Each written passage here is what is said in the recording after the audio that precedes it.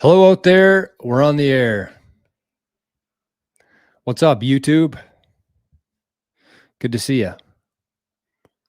Haven't seen you in a while. Since last week, actually. This is number 2. We're going to be doing 88 of these lessons, and they're going to happen over the next year and a half, 2 years, however long it takes. And then we'll probably keep going because this isn't a little fight. It's a war. It's a very long war that's playing out right in front of our eyes. And it's actually been happening for quite a while. And that's what's going to be on the menu today. So this is 88 lessons. This is number 2. This one's titled Humans versus Bankers. And the purpose of the 88 lessons, as we'll see going forward here, is there's a famous guy, you might know him or I've heard of him before. His name is Michael Saylor. And he said that people spend 100,000 hours of their life working. I don't know how he came up with that number, but we'll go with it. 100,000 hours of their life working. He said it's probably worth taking about 100 hours of that time and figuring out what to do with your money. He said 100,000 hours making money, you should spend at least 100 hours learning how to protect that money. And so that's the purpose of this 88 lessons. I want to have about 15, 20, 25-minute clips that we can share. I actually shared the last one on Saturday on the channel here, but we're going to do a live stream. So the first part is going to be the lesson for the day, and then the second part is going to be kind of a Q&A discussion. So if you're watching on YouTube or on Rumble or on Nostr, say hi. And I actually want to kick this one off a little bit different today. And I want to bring up this note here because one of the biggest pushbacks to Bitcoin is that it's not used for anything. That's what people claim anyways. They say that, Bitcoin's great in theory, but you can't buy anything with it. Nobody uses it. Nobody spends Bitcoin. And there's this big BS narrative around Bitcoin that you should never sell your Bitcoin. And if you look at the very first page of the Bitcoin white paper, which we just celebrated the anniversary, the 17th anniversary of the Bitcoin white paper, which is essentially the business plan for Bitcoin. But the top of it says peer-to-peer electronic cash, peer-to-peer, which means me to you, you to me, no middleman there, peer-to-peer electronic cash, not currency, but cash. And so Bitcoin's actually much more private than people think it is if you know how to use it, if you're using it properly. And so what I wanted to start the show with today is a post from Nostr, which is where I spend all my time online. And it's from a guy or a girl, but that's it, named Bitish. Bitish. So this is the post. It says, this year so far, I've used Bitcoin directly peer-to-peer to buy shirts, hats, an apron, some weed. Shout out to Silk Road. Shout out to anybody out there who's bought weed with Bitcoin before. One of my favorite zaps to get is the 420 zap. Also bath bombs, mugs, honey. I also bought some honey myself. Books, an eSIM or a SIM card, a website, Subaru subscription, painting, juice, miners, a seed plate, stickers, stamps, LP vinyl, a lighter. That's a weird one. I didn't know people bought lighters online. Maybe they bought it from a pop-up shop somewhere. Beef jerky, candy, cologne. That's kind of cool. Coffee. I've also bought coffee with Bitcoin. Somebody did some plumbing work for him or her, and they paid him in Bitcoin. This one's a good one. A sausage and corned beef breakfast hash. Some hot dogs, raffle tickets, soap, magazines, collectible poker cards, collectible trading cards, and wine. Shout out to Ben Justman over on Nostr, who sells wine for Bitcoin only. So we're kind of at the point right now where not everybody's using Bitcoin, not everybody's paying for things and spending Bitcoin, but it's playing out right in front of our eyes here. And people say, well, Bitcoin's not a great medium of exchange. Nobody uses it. And but it's going to become the best medium of exchange. And the reason for that is because it's the best store of value. And so anybody who's providing value or a service to the world, they have the right to ask for whatever they want, however they want to be paid. They could ask for dollars. They could ask for Pokemon cards. They could ask for beer, wine, Bitcoin, anything. And because Bitcoin is the best store of value, over time, all business owners, all people who add value to the world are going to be not only accepting Bitcoin, that's the kind of stage we're at right now, where a few businesses are accepting Bitcoin, but they're actually going to be demanding Bitcoin for that reason. Because if Bitcoin is truly the best store of value, which I believe it is, times 1,000, then why wouldn't these people, these business owners or people who are providing value to the world, why wouldn't they just want to directly receive Bitcoin, the best store of value? Why would they want to accept something else and then have to convert it? Take time, take energy, take fees, all that stuff. Why would they want to go through that? Why wouldn't they just accept Bitcoin directly? And so that's what's going to play out here in the next little while. But what I want for people here, I'm going to start with the second lesson, which is titled Humans versus Bankers, here in just a sec. But in the meantime, if you're watching on YouTube, Rumble, or Zapstream, let me know what you have bought with Bitcoin before. If you have, if you've purchased anything with Bitcoin before, just throw it in the comments and we'll go through them after the lesson here. I want to see. For myself, I kind of mentioned a few there, but I have bought shirts with Bitcoin. I bought a hat. Actually, I didn't buy it. Jake sent me a hat. I can't claim to have purchased a hat. That was a lie. I bought honey. I actually bought some ghee from Great Ghee. Shout out over on Nostr. I bought ghee. I've bought an eSIM before with Bitcoin. I paid for Maple AI just last week, and Venice actually with Bitcoin. I bought a cold card with Bitcoin. I don't know if I bought these miners or not with Bitcoin. I don't remember now. I think I did actually.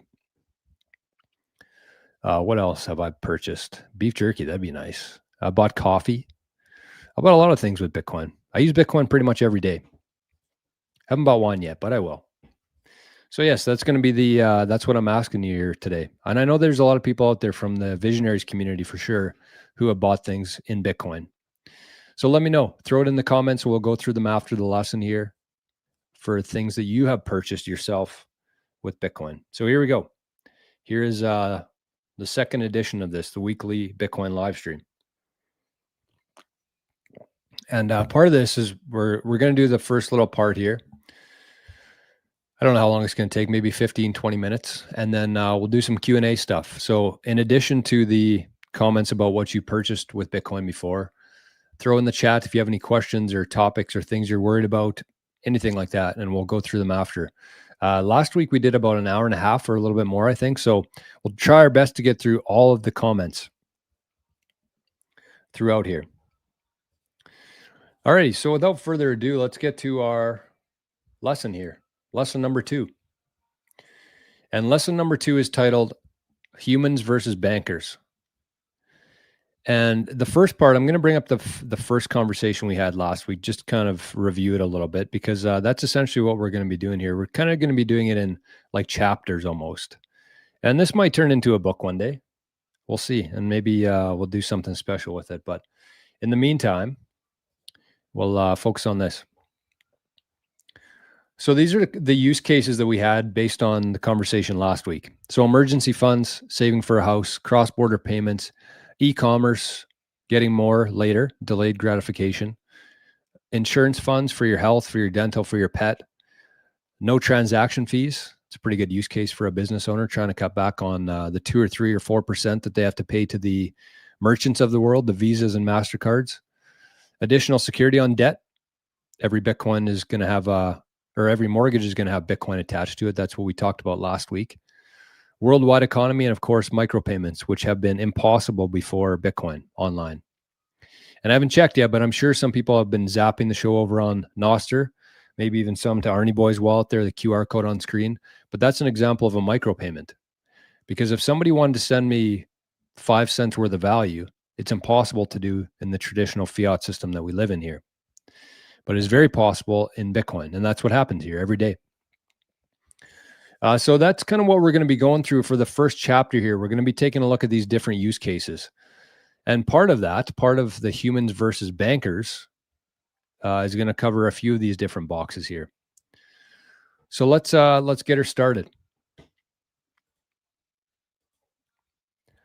Let's take a look at this. This is kind of the timeline of what we've gone through in terms of our financial system and our money for the last 111 years. So you see the first one there. I threw that one in there because it's very relevant. And I know we all know the Hollywood story of the Titanic and everything that happened there, but there was a little more that actually happened. And I'm not going to get too far into it because I don't want this 88 lessons to turn into a conspiracy show. But I want you to do a little bit of your own digging and see, look at the timeline there. Look at 1911, the Titanic hit an iceberg. Who was on the ship? What was going on in the background there? Who was on the sister ship? Who bailed on the trip last second? Who was for central banking? Who was against central banking? And you can maybe tie a few dots, connect a few dots on your own. I'm not going to do that here for you, but I do think it's extremely relevant because that's kind of what kicked everything off in terms of the breakdown of society. And I really want to just start there because I think that that's the most important part, probably of this whole series that we're going to be doing, the 88 lessons, is that at the core of everything here, you could point to any single issue that we see in society right now. At the core of that is the fact that other human beings have the ability to create money out of nothing. They have the ability to create dollars with zero energy required. That's a problem. And we're going to talk about why that's a problem here. But let's go through the timeline here. So 1911, the Titanic. 1913, 2 years later, was the creation of the Federal Reserve. And we should say a couple different things on the Federal Reserve. I think most people are kind of aware of what it is nowadays. I think if we went back about 10 years, nobody would have any idea, me included, what the Federal Reserve is, what they do, what the purpose of them is, what they have the ability to do. And so that was 1913 when it was created. There's a little place called Jekyll Island in Georgia, I believe, where that was formed. And so the Federal Reserve, it essentially gave humans the ability to create money. It took a lot of years for them to get to that point, but that was kind of the kickoff of it. And the Federal Reserve itself is not federal. They're not part of the US government. They don't have any reserves. All they have is zeros in a spreadsheet of who owns what and who owes who. And the other part of that too is that they actually haven't been audited for 112 years since they came into existence. Nobody's thought to audit them. Nobody's asked for them to be audited before. And so when you just think about it from a very high level perspective there, when you have a starting point that's broken, right? If they've never been audited before, they tell us the M2 monetary supply is this, or the money circulating dollars in the economy is this, but we just kind of have to trust them. That's the whole issue with this. That's the whole point of this, is we have to trust them. They've never been audited before. So we're basically starting with a broken ruler. So everything from that point, from 1913, has essentially been a lie. Unless, of course, you believe them, but I don't think too many people watching this would have a whole lot of faith in somebody who has the ability to create money out of nothing. I don't. So that went on for a couple decades. We had a couple world wars there that might have played a part of that. I don't know. I'm not going to say one way or the other. But then we had 1944, the Bretton Woods Agreement, where I think it was 4 countries from around the world decided that all the currencies, every country, is going to be anchored back to the US dollar. And that US dollar is going to be convertible to gold. So in a way, it was actually pretty smart of them to do that, because who wants to carry around an ounce of gold? I shouldn't say it was smart, but it was logical. And fiat dollars aren't all created equally. And fiat dollars even had more value when they were actually paper and coins than they do today as digital money. So basically, they pegged it to gold, made it convertible to gold. Everything was pegged to the US dollar. So every Chinese yen, Russian ruble, Canadian dollar, everything was going to be pegged back to the US dollar. That's where all the exchange rates come from. But the US dollar at that time was still convertible to gold. And that was also the creation of the IMF and the World Bank. 2 pretty suspect organizations, we'll call them. That's a pretty nice way to put it. 1971, though, this is the big one. This is where everything changed in the world. Not just in the US, but in the world. Because remember, all these currencies now are anchored to the US dollar, which at this time was convertible to gold. And I would say, even as somebody who's all in on Bitcoin right now, I would say that even if we lived in a world where this was still the case, where all these currencies were still actually backed by gold or convertible to gold, things would probably be 1,000 times better than they are today.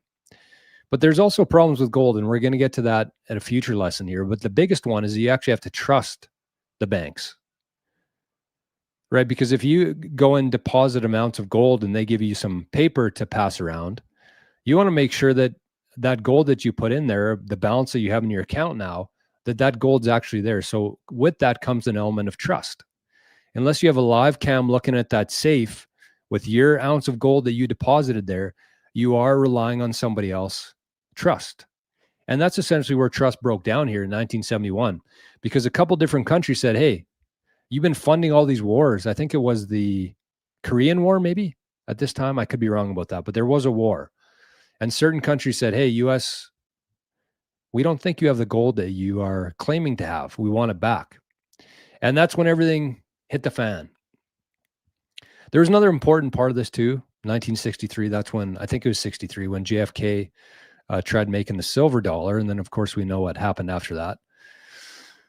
But 1971, that's where everybody lost trust in the US in terms of them actually having the gold or not. And other countries started asking for their gold, and the US said, you know what? Before you do that, we're actually going to change things again here. We're actually going to make it not convertible to gold anymore. Sorry, suckers. But you can no longer convert your gold into dollars. It's no longer redeemable. Because, I mean, this is just speculation, of course, but I don't think they had the gold that they had claimed to. They didn't have as many dollars or as much gold as they had dollars in the economy. Because again, this is after 3 wars or more, at least 3 wars. And what funds war? Fiat. When you give people the ability to create money, they can fund whatever they want to. And war is a pretty profitable venture. So that was 1971. We're going to look at a couple different charts here showing what happened in 1971, and even a website we might even get to, showing how society broke down in 1971. So this is the most important part of it here. This is where everything changed. For the worse, for the much worse. And, you know, at the time, I think everybody, or not everybody, some people might have seen the famous speech by President Nixon at the time. But I really don't think that people understood the implications of what he said there and what changed after that. Because slowly from 1971 on, we've seen a deterioration of society for this reason. And again, at the core of everything is the fact that human beings have the ability to create money. Not everybody, but just a small group of people have the ability to create money. And then, of course, 2008, the global financial crisis, the US housing bubble popped. Shit hit the fan once again. But this is kind of where things changed, I think, in the reverse. This is where, just like in 1971, where Nixon announced that the US was no longer on the gold standard, 2008, nobody really cared. Nobody really noticed. But the Bitcoin white paper was released on October 31st, 2008. And just like people didn't really understand the implications of 1971, most people don't and still don't, or didn't and still don't, understand the implications of the Bitcoin white paper and how much of an impact that's going to have in the world.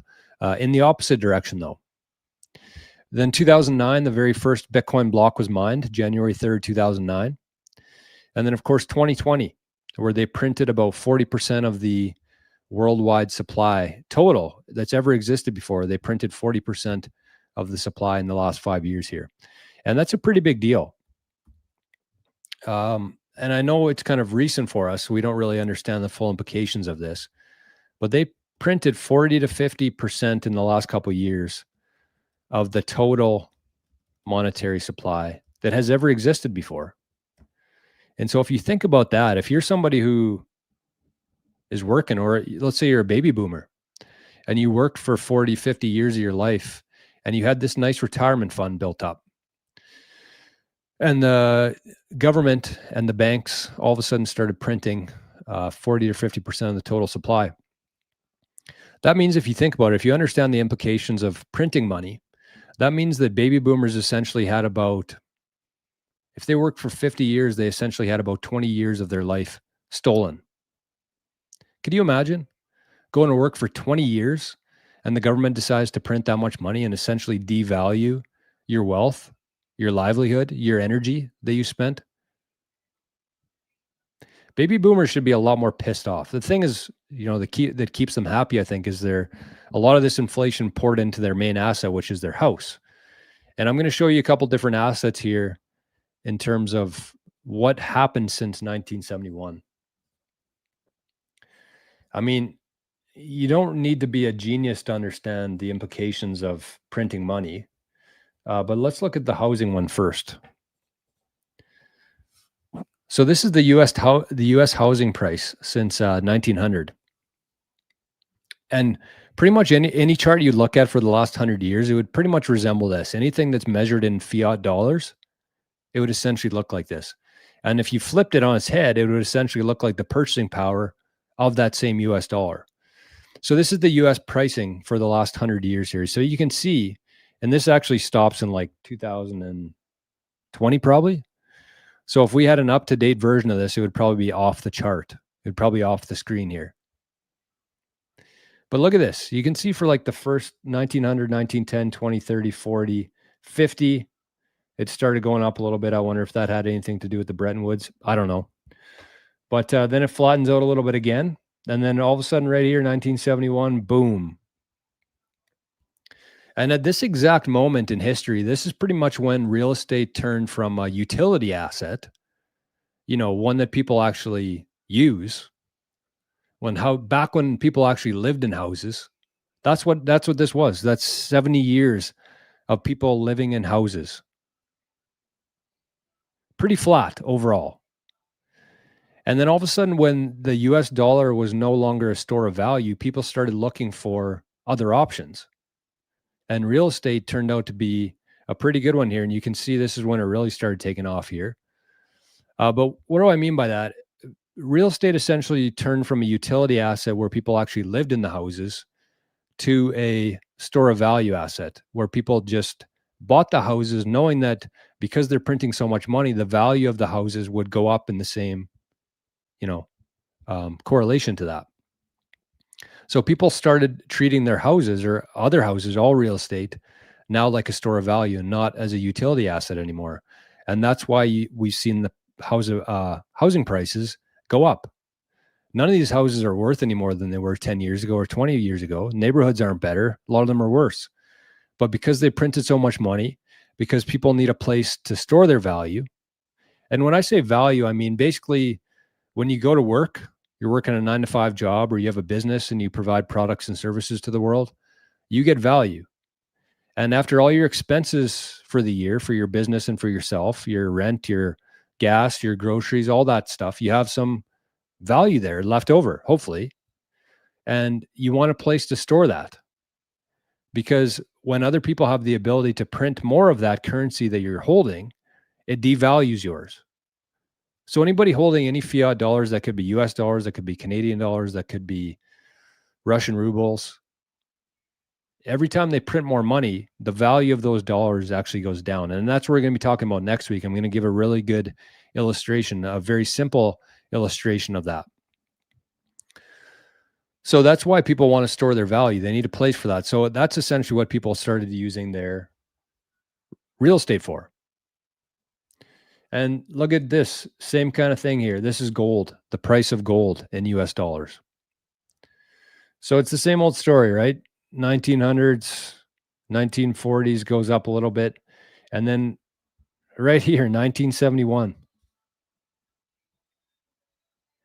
So you have to ask yourself this question: did gold become suddenly more valuable in 1971? Did they change an element or characteristics in a scientific element that made it more valuable, made it more conductive to electricity, used more in jewelry, anything like that? Did anything change? No. And so it's kind of a combination of people being a little bit more educated, maybe more information about the banking system, but also just the fact that nobody wants to hold dollars. And this is pretty much a direct inversion of what the purchasing power of the dollar looks like. So it's a combination of gold becoming a little bit more valuable, I guess, with information, but mostly because the dollar has lost value against it. So you look at any chart here, and I'm going to show you another website here quickly that demonstrates this same kind of thing. And I definitely encourage everybody to check this website out, share it with your friends and your family, because it's pretty telling, and it doesn't take, again, a genius to figure this stuff out. So this website's actually called WTF Happened in 1971. I promised I wouldn't swear on here. So WTF Happened in 1971. So you can see all these different charts here, whether it's income gains, whether it's income growth. There's some good ones at the bottom here. What's this one? Real GDP per capita. Where's the other ones here that I wanted to show? A can of tomato soup. Look at that. 100 years, starting in 1895. A can of Campbell's tomato soup cost 10 cents from 1895 all the way up to about 1970 there. And this little red arrow that they have on every chart, that's 1971. That's the aftermath of human beings having the ability to print money without any effort, without any energy, and essentially deciding who wins and who loses in life.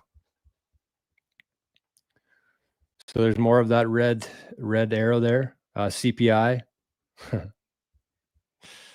Electricity and food, look at that.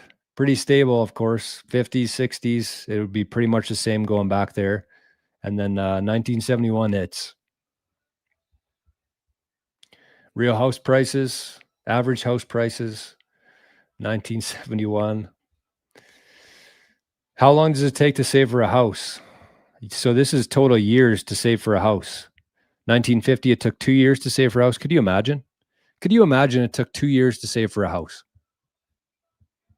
Most people now, and again, this is another chart that ends in 2020. Most people growing up now, well, in this exact moment, will probably never buy a house. Again, going back to this isn't meant to be a doomer kind of show. It's actually showing what has happened and why Bitcoin kind of flips this whole thing on its head, and it's going to start moving the other way.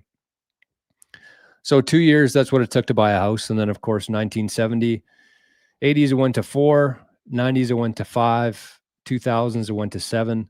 I'm sure in 2025, it's even higher than that now.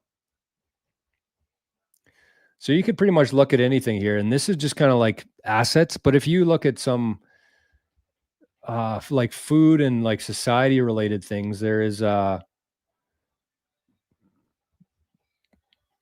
where was it? There was even chicken or something. The amount of chicken went up. The inmates, this is the people in jail, 1970. Number of inmates or robbery rates per 100,000. Incarceration rate of inmates, 1971, she shoots up. So it's like no matter what you look at in society, no matter what graph or chart you're looking at, look at this. Even the median age of the first marriage started skyrocketing in 1970. Families with children. Children per women. Look at that. That's a very telling one for sure. That might be the worst one on here. 5. It was 5 children per woman up until 1970. And this only goes to 2015. I'm sure it's like 2, 1 less than that maybe now. And why is that? It's because families don't feel like they can afford to have kids because everything's so expensive compared to what they actually take in. It's so expensive for people to save, to buy a house, to have kids, to really have any sort of hope for the future. Growth in doctors. Look at this. This one's sickening because it goes vegetable oil, all these things. Like, look at that, 1969 right there. And if you think about it, why are the doctor visits up? Why did we switch to vegetable oil? Why? How does the money impact that? Well, with doctor visits, it's because people, they can't afford healthy food. And even if you go back to like the food production itself, if we were using the same quality of ingredients as we used in the 40s, 50s, 60s today, a meal would cost probably $200 versus 20. So how did they keep those costs even though everything's gone up in costs?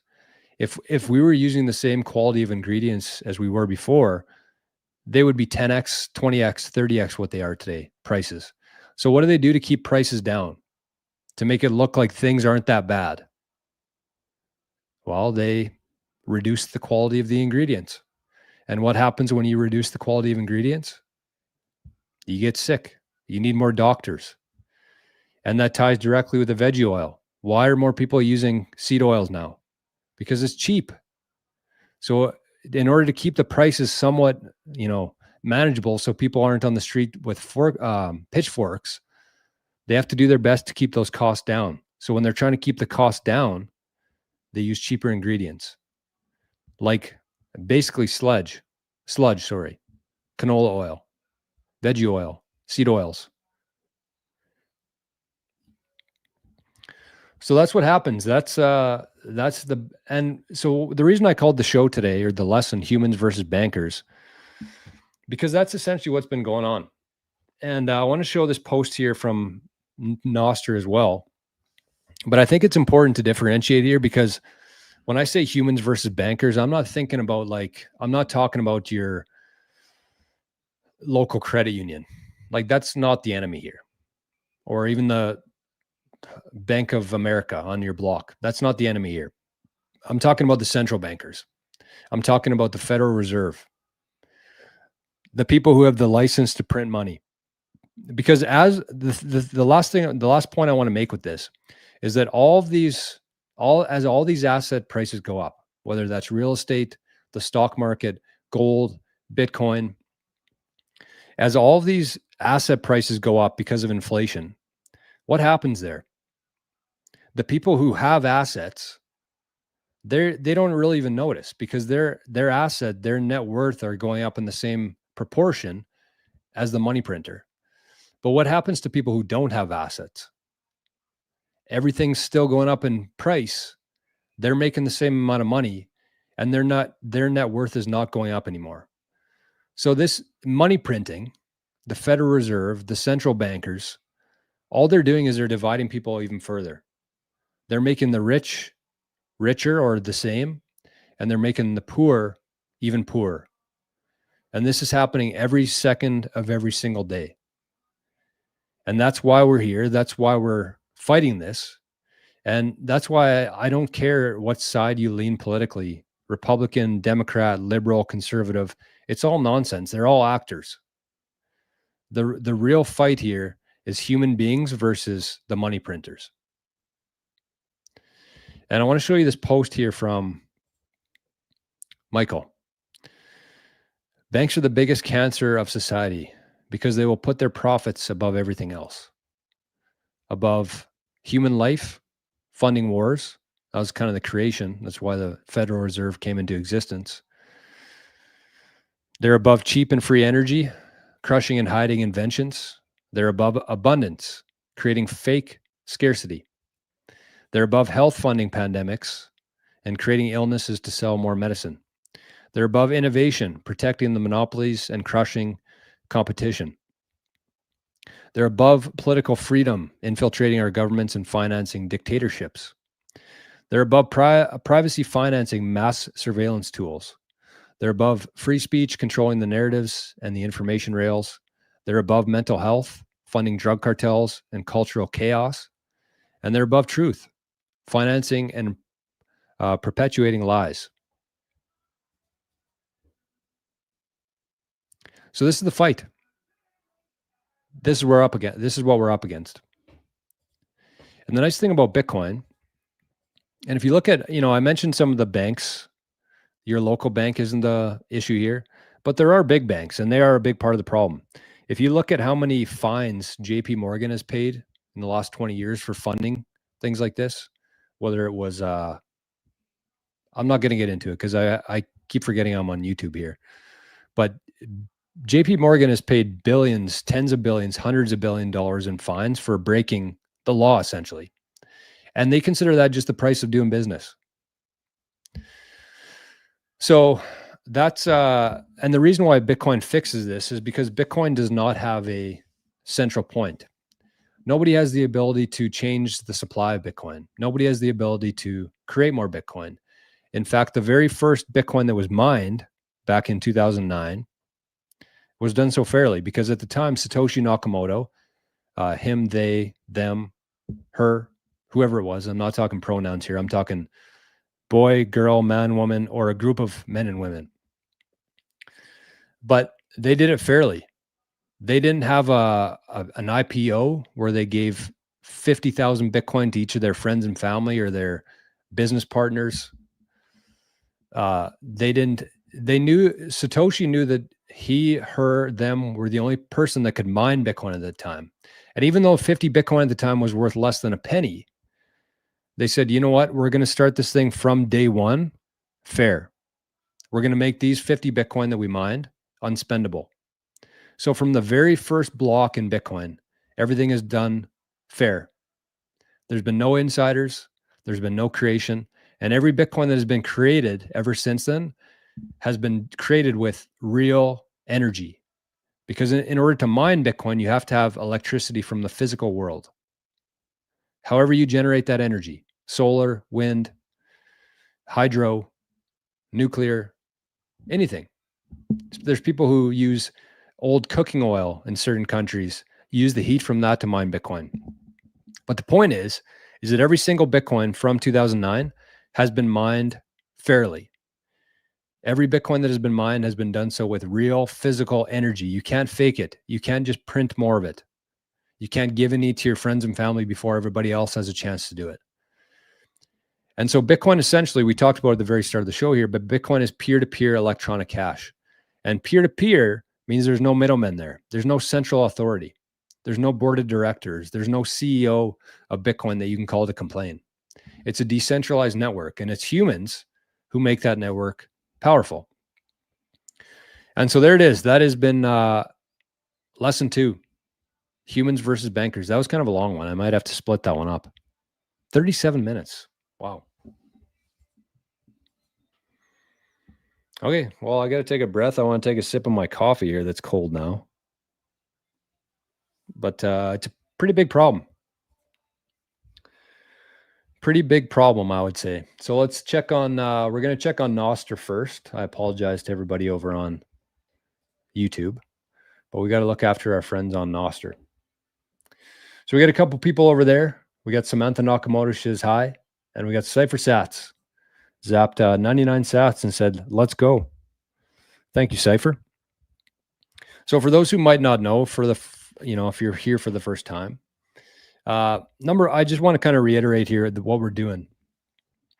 So I do a live show every morning, daily show. I do it on a couple different platforms outside of the one that maybe you're watching from. One's called Nostr and one's called rhymes with Bumble. And then every Tuesday now at 2 p.m. Eastern time, we're going to be doing these 88 lessons. It's going to be kind of a presentation like that and then Q&A. This channel itself has no sponsors, 0. We never will have any sponsors on here because I think it's not important. I think it's imperative that I maintain my own voice here. I don't want to be influenced by anybody, no matter how much or little they're paying me. I don't want any sort of influence there. So I made it a point to not have any sponsors on the channel. And so this channel is 100% funded by people like Cypher Sats. So thank you, my friend. And so we'll spend the next little while here going through some questions, some comments, whatever else we need to do. And then we'll go from there. I got a couple other things I want to talk about if there's any downtime, but let's keep it rolling here. And I did want to give a shout out here. Let me see if I can find it quickly. Because, not everybody here watching the show, I'm sure, knows how to send a zap. Not everybody here is on Nostr. And that's okay. But there are other ways if you want to support the channel. The channel going forward is going to be a lot more focused on really good Bitcoin content. That's kind of where I'm going with this. Before this little change we made, I would go off on a bunch of tangents. I'd be talking about, some political stuff, some conspiracy stuff, things like that. But I'm trying to clean up my act here a little bit. So I'm not going to be swearing on the stream here anymore on YouTube. And it's going to be just 100% focused on Bitcoin. So what you can do is you can share some of these lessons. That's kind of the idea. I want to keep them all fairly short, very digestible for people. And if you don't mind, you could share it on your socials. That actually, it helps a lot. And I really want to get to a point here, some point along these lessons where there's thousands of people in here. And, I started doing the show. There was about 2 people in the chat for a very long time, and it turned into a couple hundred. So I have no doubt that we can do that again. But I do need a little bit of help with that. So share it on Nostr, share it on Twitter, whatever you use. And let's get some folks educated on money, hard money. But I did want to give a shout out here because somebody joined the channel yesterday, a couple actually, since our last show. We had James Taylor joined as a member here on the YouTube channel. I think it's like $3 or something. I got to raise that, I think. And then we had Paul Nevin, who joined yesterday as well. So I want to give a little shout out to them for helping to support the YouTube here, because it helps. It really does. So if you don't have a Lightning Wallet or you don't want to send Bitcoin, that's a really easy way and a very helpful way of supporting the mission here. All right, so let's check on some chats here. What's going on? Samantha Nakamoto, the first chat of the day. Said I'm early. I said I'm too. I was way too early. Letha's here. Look at that. One of our Bitcoin journeymen, biggest supporters of the channel here, Letha. Good to see you, Letha. John Chess says, not going to lie, glad to see you, Jor. Well, that's good. Good to see you too, my friend. Sounds like a good day for a DCA. Crazy to see those levels again. Did we end up going below 100K? Ian's here. Clean your machine, my man. Good to see you, Ian. Cannon says, let's go. 2-stream Tuesday. Yes, it's true. Because even on days where we do the 88 lessons, we're still doing a daily show. So if you want, I'll probably share this a couple times throughout the show here today. But if you want to get close and personal with the visionaries, with the community, and you want to have access to every single stream that we do, you can join as a visionary. And it's still $8 per month to join, which is going to be increased to $21 per month in a couple of days from now. So if you're interested, if you like what we're doing here, you believe in it, you want to see more of it, and you want to be talking to other Bitcoiners, sharing experiences and ideas and everything with other Bitcoiners who are on the same frequency as you, that's the best way to do it by far. By far. So I'll put that on the screen there because it's a pretty easy one. Skool.com/88sats. And for anybody watching after, I'll have all these links that we talk about in the pin comments on YouTube. Kev's back. Good morning, Kev. Good to see you. So look at this. Letha said she has bought a hoodie, a hat, soap, seeds. Wow, seeds. And a painting from the Bitcoin painter. All with Bitcoin. That's pretty cool, Letha. And Letha has also sent in tens, hundreds, maybe even millions of sats on Nostr, supporting people she wants to support. Pretty powerful. Alexander's here. Hi, Alex. Good to see you. It's got to be pretty late there across the pond. John says, isn't inflation like borrowing from future generations? That's exactly what it is. It's exactly what it is. Paulo says, I'm from Brazil. I've just sold my rental apartment in order to DCA into Bitcoin. Thanks again for the content. Wow. Cheers, buddy. That's awesome.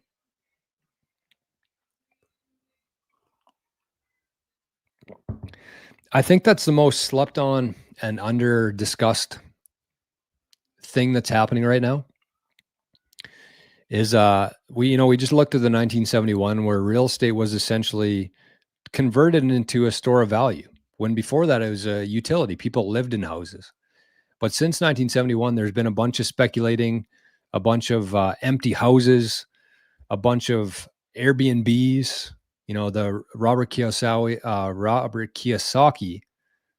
Rich Dad, Poor Dad. I had a rental home myself. I had a rental home that I bought right when I got my CPA. And I held on to it for probably, I don't know, 4 or 5 years. And until I discovered Bitcoin. And as soon as I discovered Bitcoin, I was like, housing market way overvalued, way too many regulations. People aren't going to have enough money to pay their rent. I'm going to be the one holding the bag here. I'm going to have to buy a new or put a new roof on this house in a couple of years. I'm out. And so I cashed out. I sold my rental home and I put it all into Bitcoin. Of course, it was at the worst possible time. I think I bought the top in 2021 or whenever that was, $65,000 Bitcoin. And I was kind of cheesed off or, not depressed for a little while, but it was a beautiful house. It was a red brick house. It was on a corner lot. Had good tenants in there, and then of course I bought the top at Bitcoin, but the top was only the top for a couple of years because even today we're already 2x of what that was. So I do see a huge trend coming in the future of people selling their rental houses and buying Bitcoin. So what's that going to do? It's going to put a bunch of new supply onto the real estate market. Obviously, if people are selling, the demand's going to go down, which the prices should go down. In a fair system, the prices would go down. But because they're printing so much money, I don't really see the price of housing going down too much, just strictly because of the money printer. But on the flip side of that, all that capital is going to flow into Bitcoin because Bitcoin is a much, much, much better rental house for a lot of reasons. And that'll be one of the lessons in the future. But so what happens then? There's more demand for Bitcoin. There's less available supply. That's going to drive the real price, not just the artificial price, upwards. So that's going to be a big trend here. And congrats, Paulo, for being kind of on the early end of that. But I've talked to several people in the last month who have sold their real estate and who are just buying Bitcoin because it just makes so much more sense. Sin's here. Hey, Sin. Cheers, buddy. Good to see you, man. AV says, feeling empowered by this dip closer to 100K. I don't think of the US dollar value anymore. I know what I hold, digital beachfront property. I'm ready to ride this sucker down and back up to 13 mil.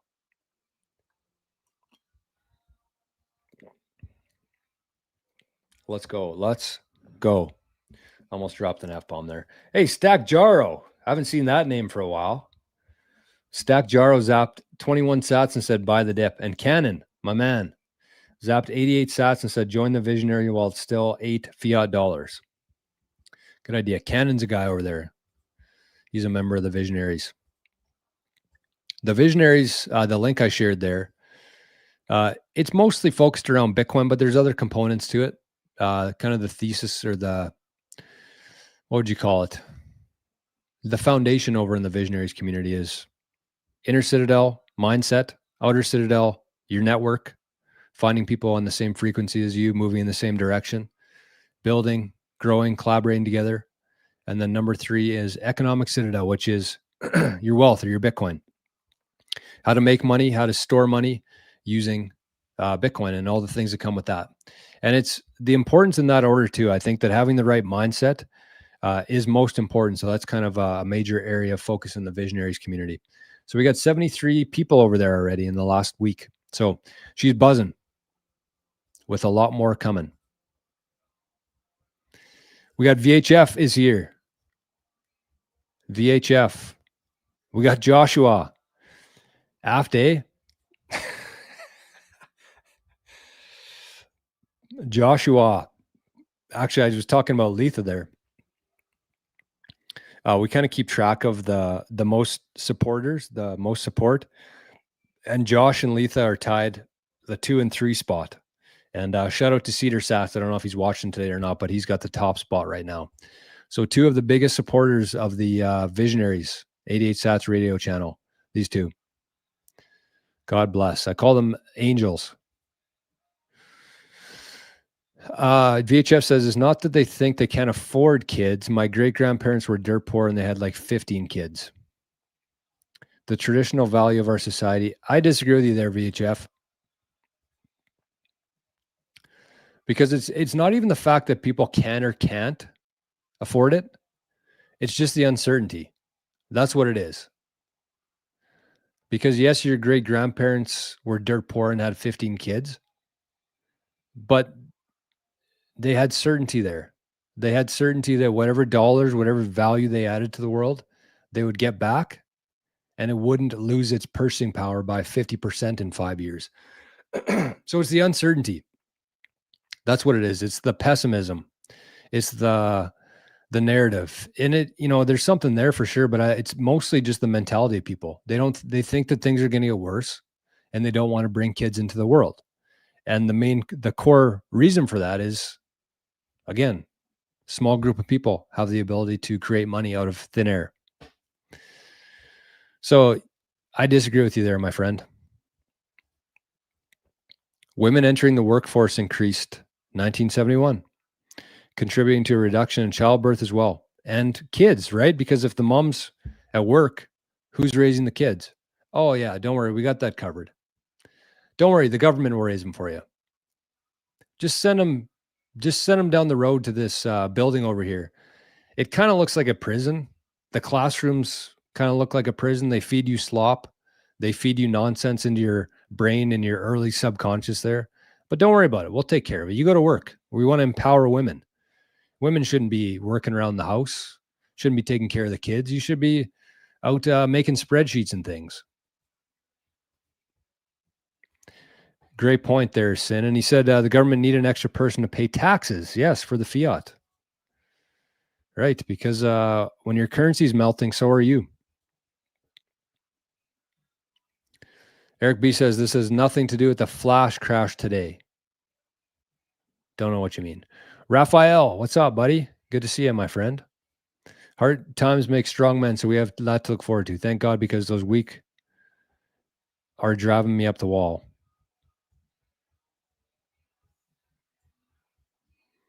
We got some LOLs here. 99.5. All right, we're below. Let's go. Should we do a little smash buy? We should maybe do a weekly smash buy together. Who's in for that? What are we at here? Oh, we're back above $100 now. We're back above $100. I'm going to do a little buy though myself, because who doesn't want some cheap sats? What should we buy here? $20. What do I have? Oh, and they have $20 anyways in here. $20 it is. Let's see how much sats we get for $20 Canadian. Review.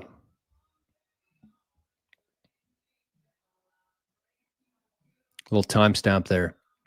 13,909 sats for $20. So you can see here, that's why we call it the exchange rate of Bitcoin, not the price.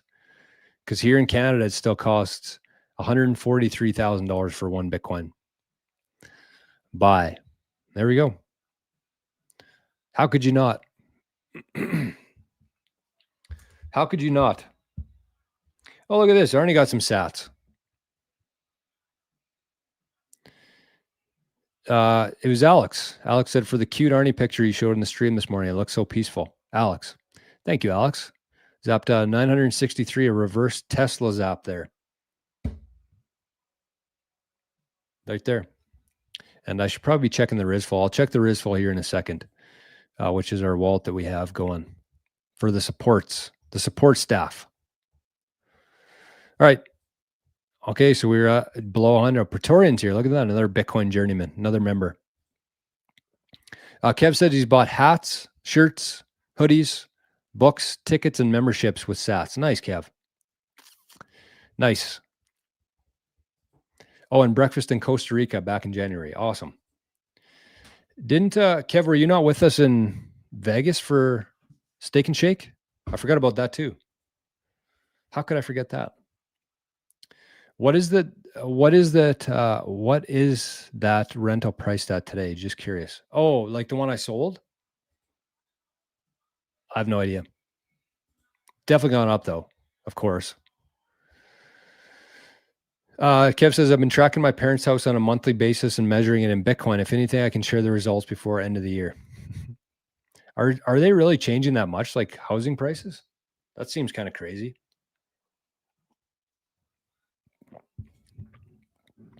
Limit order at just above 100 did not fill. Jerry owes me 100K sats if it goes below 100K USD. I don't think that was the bet. VHF said VHS. Look at this, Joey. Joey Baggs is here. Joe, our mate, what's going on, brother? Good to see you, Joey. Yeah, Steak and Shake. Look at that, little heart for Letha. Okay, so we got about, I don't know, we're an hour into it. I'll probably stick around for another half hour if there's questions, maybe a little longer. But we'll take a little wee intermission here, I guess you'd say, and we'll give away some Bitcoin. Some Bitcoins. Stripes, Eatable Zebra, look at that, over on Rumble. Love to see that. Good to see you, Stripes. Quite an opportunity for some SaaS today. I know, I wish I had a little bit more cash. And, you know, I was thinking like the price was just crashing before I, you know, when I was setting up the stream today. And I was like, I'm sure if I put some sort of, you know, clickbait, panic thumbnail and title of this show, we'd probably have double or triple the amount of people in here. But we're sticking to the plan here of 88 lessons. So we're not getting too distracted by the nonsense out there. Okay, so get your Lightning wallets out, open, and we're gonna give away some sats here. So you can use any wallet that you have. You could use Wallet of Satoshi. You could use Speed, although I don't recommend using Speed anymore. You could use Coinos. You could use Rizful, I'm sure. And get her opened up and press send. Instead of pressing receive, you're going to press send. And the first person to scan this QR code is going to win some free sats here for the Bitcoin Well, Wishing Well. So let me bring this up here on the screen. Okay, before that, though, we got to say goodbye to Letha. Letha says, got to run. I'll watch the rest later. Have a great day. Thank you, Letha. Thanks for popping by. Okay, we ready? So the first person to scan this QR code is going to get the sats. Who wants them? All right, here we go.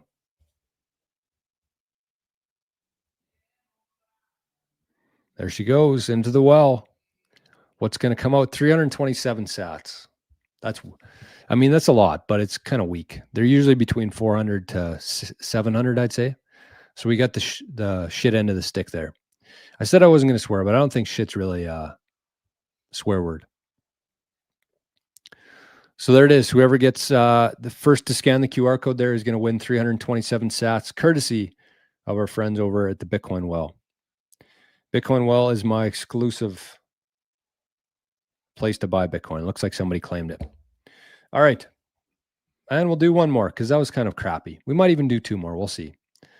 So here's the next one here. This is from, again, Bitcoin Well. We don't have any sponsors here. Bitcoin Well doesn't sponsor the show. They just give away free sats to the community here. So I figured it's worth talking about them.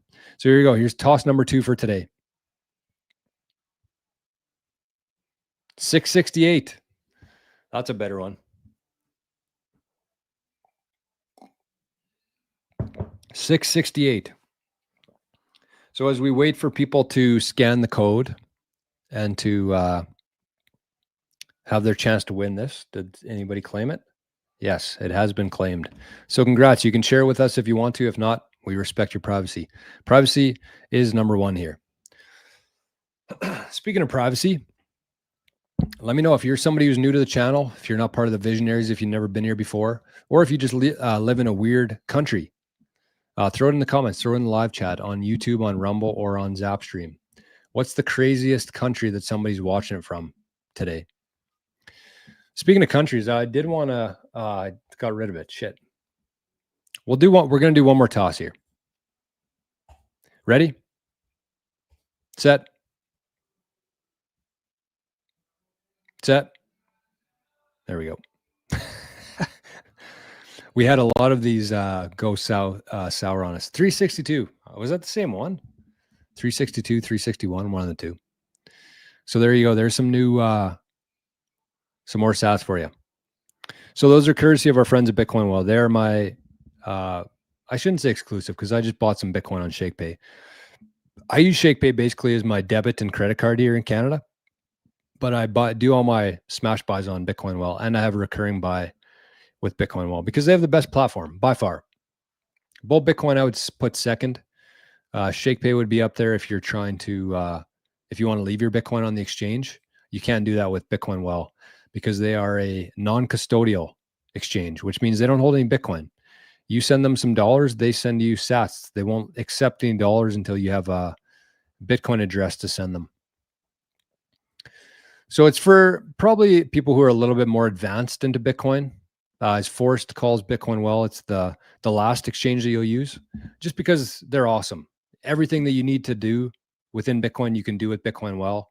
You can swap from on-chain to Lightning for free. You can pay bills with Bitcoin, pay off your credit card with Bitcoin. Obviously, you can buy, sell, set up recurring buy. That's what I do every week. So I do a recurring buy every week and a smash buy. And I think I'm actually going to add another recurring buy to my repertoire here because it just takes the guesswork out of it. It takes your brain capacity out of it. You can just set it, forget it, set up a Lightning address. The sats will go over there every week and you don't even think about it or see anything. Then you check there in a couple months and you're like, holy, I got a couple 100,000 sats here. Look at that. I got more sats than the average person will ever have, way more. And I didn't even notice. Nothing changed in my life. So I got this bitcoinwall.com/Jor if you're in the US or Canada. Get yourself an account there, try them out, and they'll be the last exchange that you use. And you get a chance to win some sats. You get 5 free tosses into the well. Whew. Check her out. All right, I wanted to share this. So what was that freaking country I saw? What was the name of it? There it is. So I came across this video today. This is just kind of random, but kind of cool. So this is an island in Norway.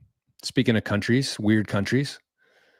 This is an island in Norway, and they're famous because they don't have time. There's no time in this country. They don't go by the 24-hour clock that we do. They ban time. So there's actually a bridge that goes to the island, and citizens and visitors and everybody there actually attaches their wristwatch to the bridge as a sign to say there's no time here. And so they basically just live off the sun. When the sun comes up, they get out of bed. When the sun's going down, they go to sleep. And it's very unique because they have like daylight and weird hours. So there'll be like bars open at like 6 in the morning. Alaska's kind of like this too. There'll be people like swimming at 5 in the morning because it's still light out. So they don't have clocks there. And it kind of made me think about Bitcoin because Bitcoin doesn't really go by the 24-hour clock either. Bitcoin doesn't know what day it is or what time it is or what month it is. Bitcoin runs on its own time, block height. So the block height currently in Bitcoin today is 922,000 and what? Oh, wow. Look at that. We hit a palindrome block. Look at that. Marty Bent would be happy with that. Look at that. Palindrome block. Who mined it? Foundry.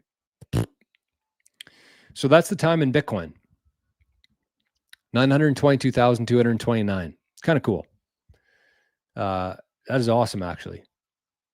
But that's the time in Bitcoin. Bitcoin doesn't know time. It just has its own time. The block height.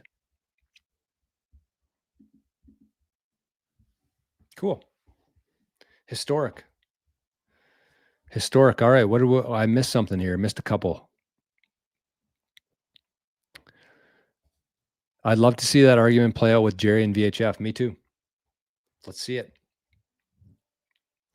I thought it was that it ended 2025 below 100,000. I don't know. What is the Canadian dollar all-time high? Good question.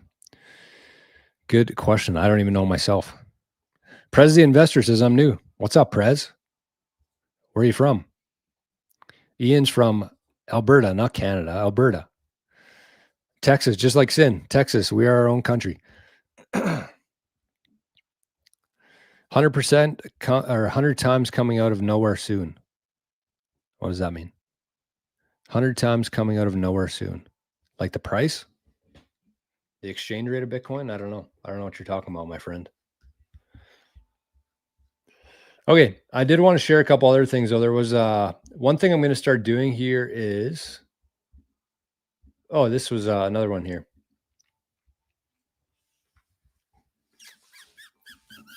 Let me bring this up.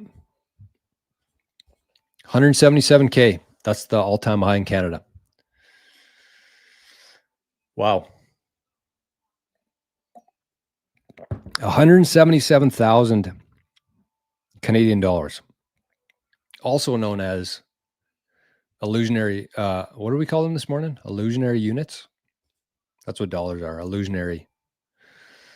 Vic says, do you know anything about UTXO management? Vic, I'm an expert in UTXO management.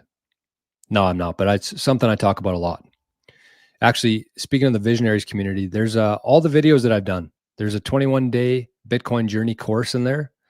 There's the 365 days of Bitcoin course in there. And the 88 lessons is kind of a mixture of those two things. So the 21 days is kind of like a quick overview, how to buy Bitcoin, how to store it, how to manage your private keys, how to deal with UTXOs. Very, action-packed 21 days. 365-day course. We're on day 306 today. So every day of the year in 2025, I've done a video talking about a different subject in Bitcoin. And those are all in the visionaries community. They're going to be. I think about half of them are there. It takes a long time to do. But yeah, I think I'm not going to spend too much time talking about it today, Vic. There's countless videos in the community there if you want to go watch those videos. I think the most misunderstood aspect of UTXOs is that people think that they need to have just big UTXOs. That's it. Like 1 million sats, 5 million sats, 10 million sats, anything less than that, they don't create a UTXO, but they're not thinking about their privacy. So most YouTube videos and most Bitcoiners, who are talking about this stuff, they focus on one thing, which is future transaction fees. And with that in mind, you'd want to have big UTXOs.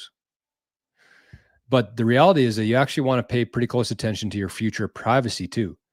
Because let's say you had a 1 million sat UTXO. That's what a lot of people use as like their minimum for UTXOs, 1 million sats, which is fine today. It makes sense if you're measuring things in fiat. But in 10 years from now, think about how much purchasing power those 1 million sats are going to have 10, 20, 30 years from now. And when you go to spend some of that Bitcoin, or you go to lend against that Bitcoin in the future, whatever you need to spend, you're going to dox yourself.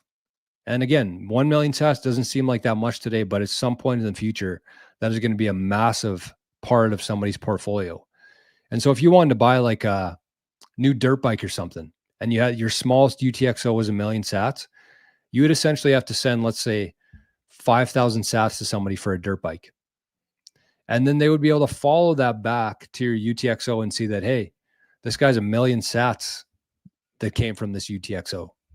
So you just put a target on your back. You lose all your privacy. And I haven't heard too many other people in Bitcoin talk about the future implications of privacy with UTXOs. They just kind of like focus on transaction fees, which I also think will come down significantly in the future. So I have a very different approach from most Bitcoiners in regards to UTXOs. So yeah, what I usually suggest people do is keep like a good mixture of both, some big UTXOs and then some smaller ones. And if you're like setting up a new wallet or creating a multi-sig, that's a pretty good opportunity to create some like larger UTXOs. And then in the future, you could start creating some smaller ones, but you do want to have a good variation of UTXOs. That's kind of the thesis. All right, I'm just going to check the Rizful wallet here. Looks like we got a couple sats coming in here. Wow, somebody sent in 5,000 sats. Oh, that was Letha. And we missed her. Well, she said she's going to watch it later. So thank you, Letha. Wow, 5,000 sats. Said happy Tuesday, Jor Letha. And we got another big one here from Ian. 2,500 sats. Thank you, Ian, very much. Very, very much. All right, let's bring this up here. Jonathan says it's an opportunity. Just buy. Exactly. Daddy-O. What's up, man? Good to see you. Daddy-O. Yes, that's what it was, Sin.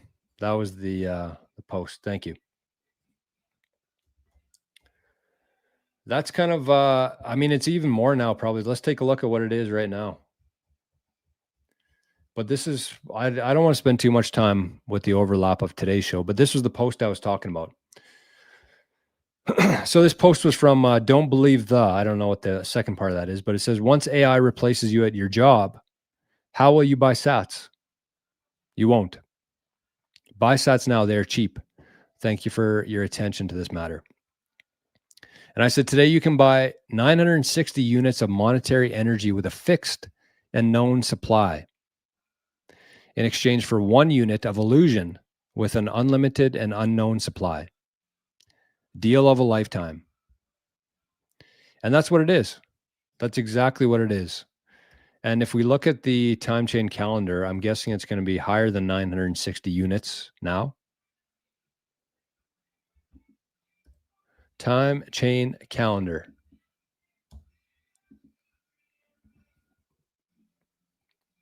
Look at that. We're still on the palindrome block. That was quite a while ago. When was that mined?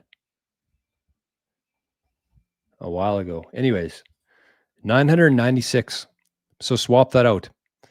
You can trade, or you can get 997 units of monetary energy with a fixed and known supply in exchange for 1 unit of illusion with an unknown and unlimited supply. Deal of a lifetime. That's where we are today. Imagine that. Imagine that a couple decades from now, somebody's looking back on this stream or something else, and they're seeing that you could actually buy 996 sats for $1. Nobody's going to believe it. But that's why we're documenting here. That's why we're here. You're not buying Bitcoin, you're selling fiat.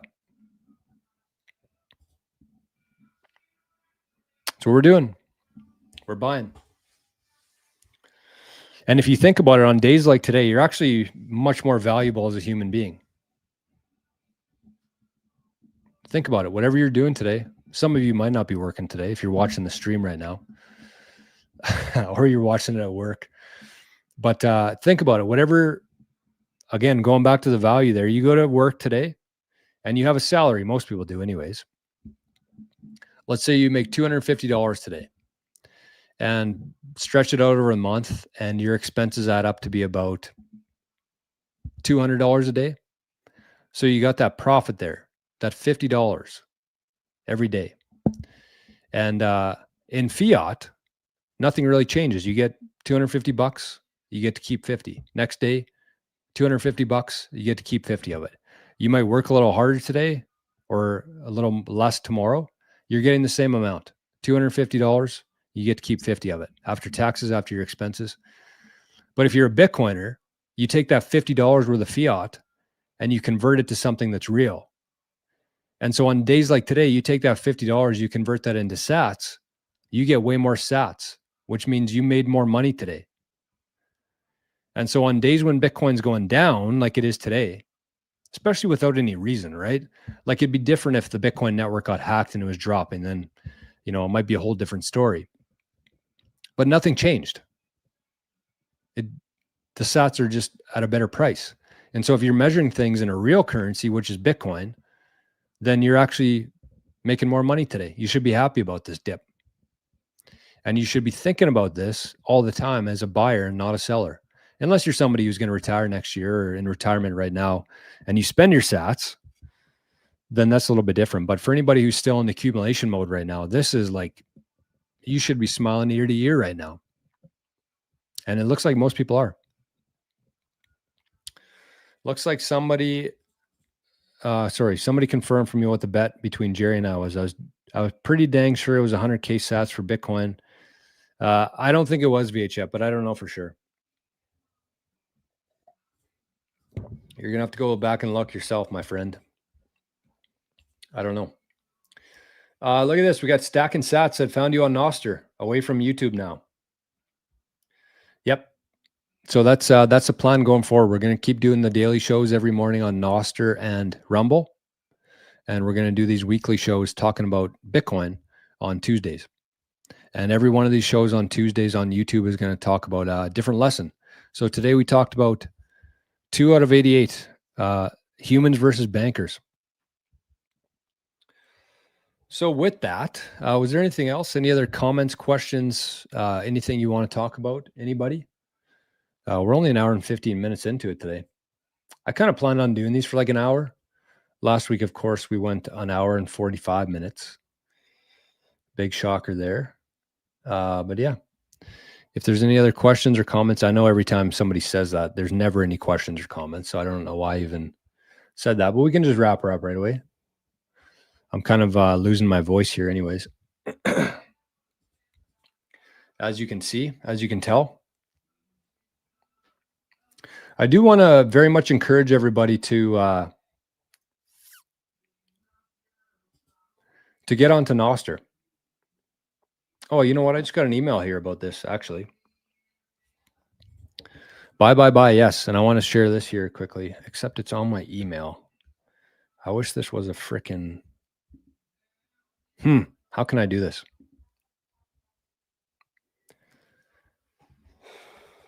I'm new to the internet. I'm new. Frick. I don't know. I don't know how I can do this without doxing people on my email, so I guess I won't do it. But something kind of cool. So River now has something called a zero fee supercharged recurring buy, which basically means it automatically purchases more Bitcoin at the time of your recurring order when the price of Bitcoin dips. So if you are somebody who likes to automate your Bitcoin buying, if you use like a recurring buy, I do that with Bitcoin Well. I just talked about that. But if you're doing it with River, they actually have a supercharged recurring buy now for zero fees. So I'm guessing it would 2 or 3 or 4x times buy your normal amount if the price is dipping, which it is today. So it's pretty, it was from Lindsay at River. She said how to take advantage of the Bitcoin dip. So again, whether you're using Bitcoin Well for your recurring buys, a lot of people use Strike. I recommend Bitcoin Well and River, but River has a pretty cool feature. Like that's, I love that. And you know, it basically, it's kind of like active buying without being active. Because that's what everybody wants. You want to buy more when the price is down. You want to accelerate your purchase there. So if you're in the US, I highly recommend using River for that. And pretty cool that they have that supercharged option now too. Okay. Look at this. Stack and Sat said, right on, Jor, bought 100,012, 222 sats for 98 euros today. Wow. The euro's holding pretty strong. That's kind of crazy. The euro's holding pretty strong. 112,000 sats for 98 euros.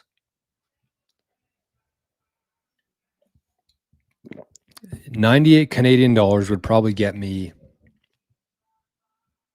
70,000 sats. That's wacky.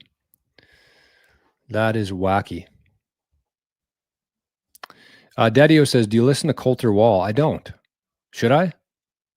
I've heard the name before. Colter Wall. Will it dip any further? Do you think it dips to 80K? I don't know. I really don't know. I'm not going to sit up here and pretend that I do. I know that for sure. I know for sure Bitcoin is a better store of value than fiat, real estate, gold, silver, stock market, trading cards, bonds, every dollar, US, euro, everything. It's a better store of value. So the only reason why Bitcoin really fluctuates is because people don't understand it. And that's what's causing the volatility in Bitcoin, is that most people simply do not understand what this asset is. And yeah, there's big institutions, there's OG whales selling Bitcoin, which takes a little bit of pressure off the demand side of the buying. But for the most part, the reason why we're still at $101,000 is because 99.9% of the population on this planet does not understand what Bitcoin is. And that was the kind of point that I made on last week's Maple Bitcoin show. And I wanted to elaborate a little bit this. I was gonna do a future video on it, but to me right now, Bitcoin, anytime you can buy Bitcoin below $10 million per coin, you're getting a deal. Truly. And it might even be higher than that.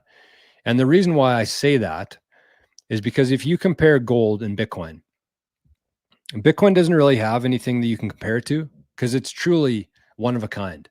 It's a once in a species discovery. But if you compare Bitcoin to gold, which is the closest comparison that you can make, Bitcoin is 5, 10, 15, 20, 1,000 times better than gold. It just is. The characteristics of what make gold what it is are 100 times better with Bitcoin. In a digital world, gold's very analog. And that's, I want to share something right after I talk about this in relation to gold. But if you compare Bitcoin 1-to-1, even if you said, okay, Bitcoin is the new digital gold, they should be kind of valued 1-to-1. Some people like using it for jewelry. Some people prefer physical, but maybe they are 1-to-1. That would put Bitcoin, I think, over $1 million today, just 1-to-1 with gold. And I think that it's 10, 100 more times superior to gold. And that's not really my opinion. If you look at what makes gold what it is and you compare that to Bitcoin, Bitcoin wins all of those. So it's a superior asset to gold. It's way undervalued right now compared to gold, even 1-to-1, but it is far superior to gold. And the reason why it's not $10 million, and that's what most people will say, well, Jor, the current price of Bitcoin is $100,000 because that's all people value it as. That's the current price. That's what people are willing to pay for it today, which is true. But the reason why that is what it is because people don't understand what Bitcoin is. And the point that I made is if you asked 1,000 people on the street, 1,000 random people in New York City or Vegas or LA or wherever, 1,000 people, there might be 5 people in that crowd that would be able to tell you what Bitcoin is. Like, really. They might say it's a digital currency. They might say this, but if they actually gave you a good answer, they understood different things like the SHA-256, like the difficulty adjustment, like the halving schedule, like all these different things. I would say that there's probably 5 people out of 1,000 that would be able to answer that. On the flip side of that, probably 1,000 out of 1,000 would be able to tell you what gold is, because gold's been around for tens of thousands of years. So everybody knows what gold is. So there's no misunderstanding there. Everybody already knows what that is. If they own it, it's because they want gold. If they don't own it, it's because they don't want gold or they don't have the money for gold. But with Bitcoin, it's totally different. Just because somebody doesn't have Bitcoin doesn't mean that they don't want Bitcoin. It just means that they don't know what Bitcoin is. And you see all those different street interviews. Everybody asks, what's Bitcoin, or what do you think about Bitcoin? Do you want a chocolate bar or one Bitcoin? Do you want Taylor Swift tickets or do you want one Bitcoin? And most people just straight up say, I don't want any Bitcoin because I don't understand it. I don't know what it is. And so there's the mismatch in the price. It has nothing to do with the value of it. To me, Bitcoin's value is well over $10 million in fiat. But the price is where the misunderstanding comes in there. Nobody understands what this thing is. So there's way less people. The demand for it's way low because nobody understands what it is. If everybody understood, let's take it a step further here and say, if you ask those 1,000 people, same 1,000 people, and more than 500 of them could tell you what Bitcoin is, could give you a really good explanation of what Bitcoin is, then I would say, okay, even at 50%, I would say, you know what, this asset's pretty fairly valued. But the reality is that there'd be like less than 5 people who could answer that question right now out of 1,000. So price and value are much different things. And I wish people understood that. It took me a very long time to understand that. And I minored in economics in university. And it still took me a very long time to figure that out. Okay. So I want to share this too, because this is another part of gold. I think somewhere. I got some music playing in the background. Can you guys hear that or not? I don't know. Hopefully not. But it's so quiet here right now because we're in the fall and like the furnace isn't running. And so it's just really quiet in here. So I turned on some music. Hopefully you can't hear it in the background. Okay, gold is for doomers. This is the second part of this too.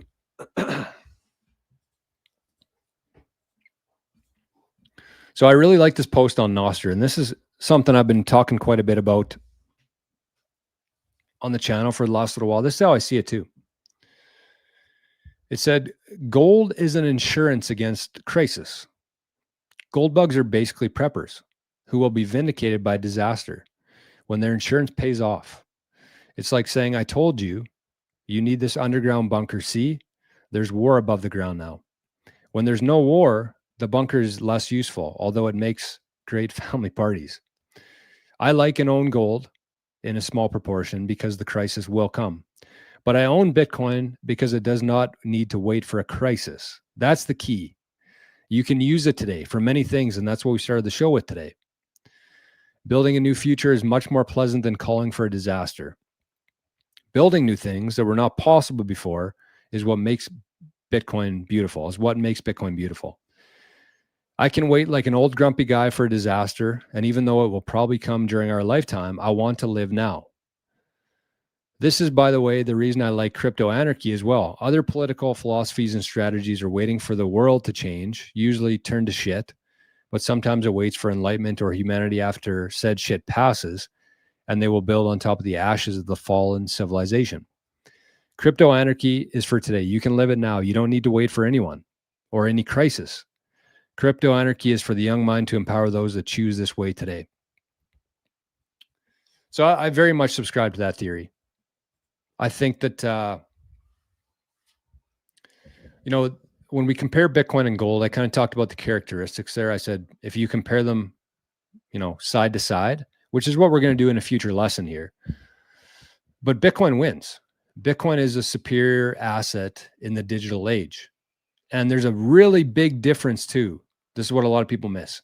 There's a very big difference between an asset like gold, which is scarce, 2% inflation every year. They find more gold, dig it out of the ground, sell it.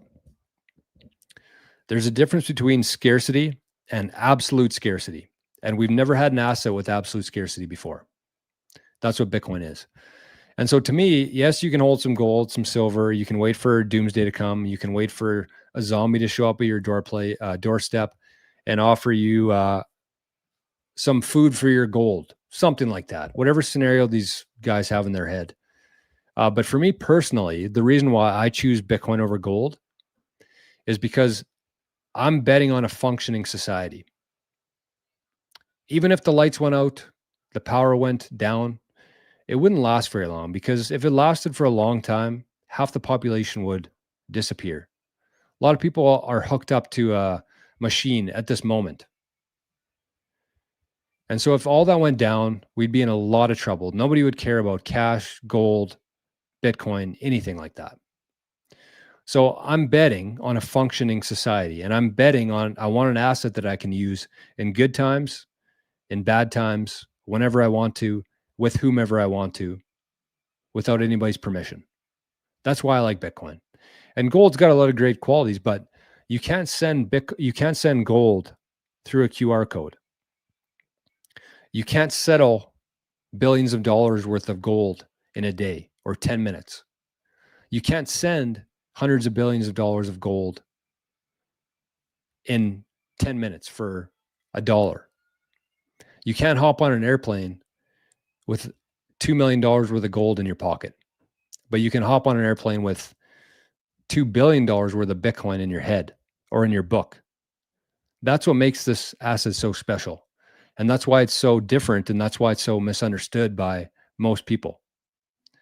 So once we get to that level of understanding, once 500 out of 1,000 people understand what Bitcoin is, that's when we'll actually have a more accurate idea of what this thing's really worth. We're nowhere near that right now. So the price could be $100,000. It could be $300,000. But until we get to that 500 level of understanding, it's irrelevant. This is the time to accumulate. They're going to look back in 100 years from now, and they'll give literally anything to be where we are right now. Anything. And think about 100 years before this. Could you imagine going through 100 years of your life in a broken fiat system and you never get to see anything else? You are living on the best possible timeline that has ever existed in human history before. And so when you're feeling sorry for yourself, or you're feeling bad because your net worth went down a little bit, or you're thinking about going into gold instead of Bitcoin, just subscribe to, hope. Understand how special this time is. Understand how lucky and how fortunate you are to be here at this time right now, because we're never going to get this opportunity again. Nobody in history will. So just take advantage of it. Take advantage of days like today.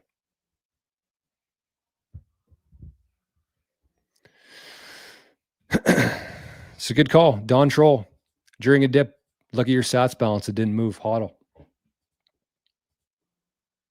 And that's the other thing. Wow. Look at that. In the last 10 minutes here, there's been 9 blocks. I got to see a different version of that. Oh no. Never mind. I thought it was 922. Sorry. My bad. But look at this. This is the blockchain's a little bit behind right now. This block 922228 was over an hour ago. 922229, the palindrome block, was 45 minutes ago. And then this last one was 15 minutes ago. So that's 3 blocks in 65 minutes.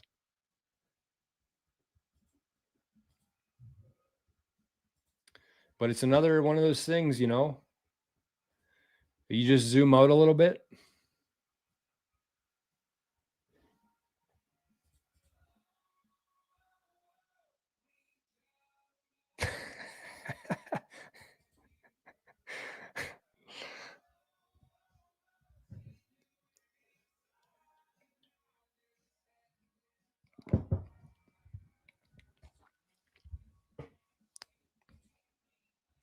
Pretty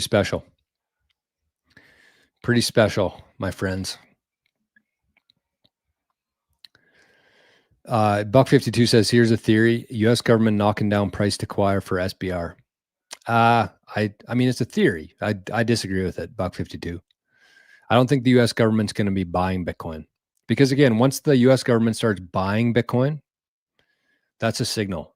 I mean, unless they're ready for that. That's the other part too. Like that's part of my theory that I'm kind of unsure about myself, unless they have a plan for that. Because again, once the second that the US government starts trading their US dollars, their world reserve currency, for sats, the dollar's toast. So I don't think they're going to buy it. I think that they have been, and they're going to continue to form partnerships with different mining companies. They're going to let them mine and use government land and infrastructure.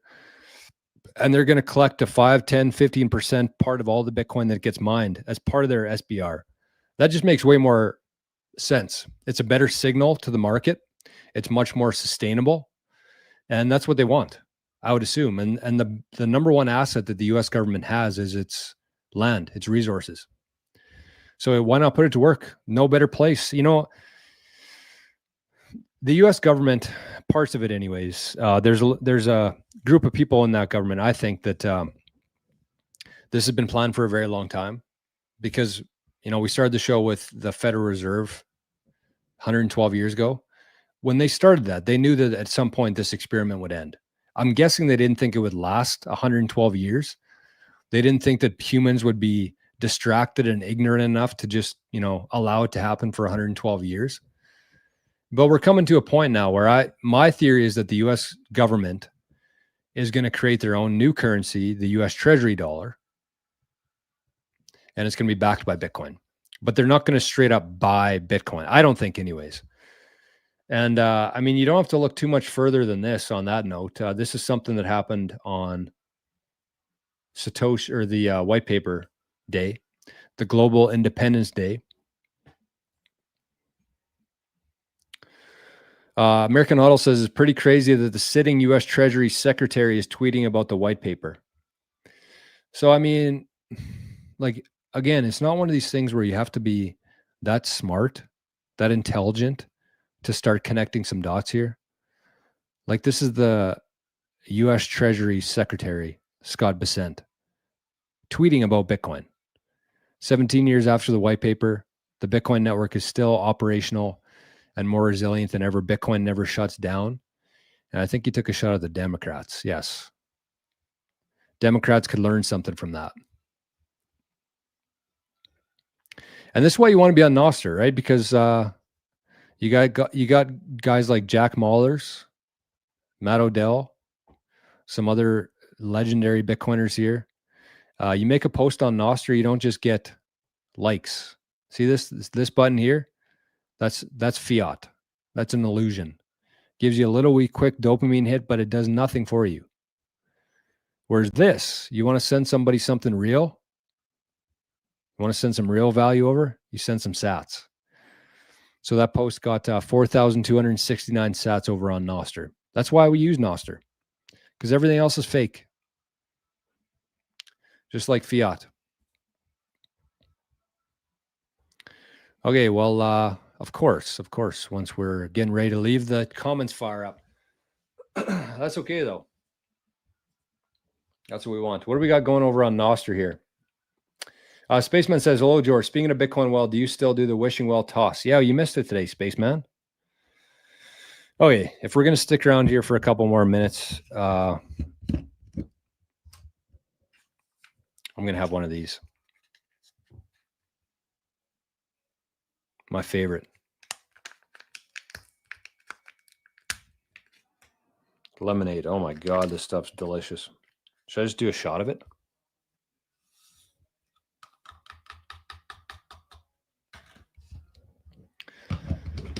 Okay, what's Stack Jero saying here? Can you briefly explain? Are you talking to me?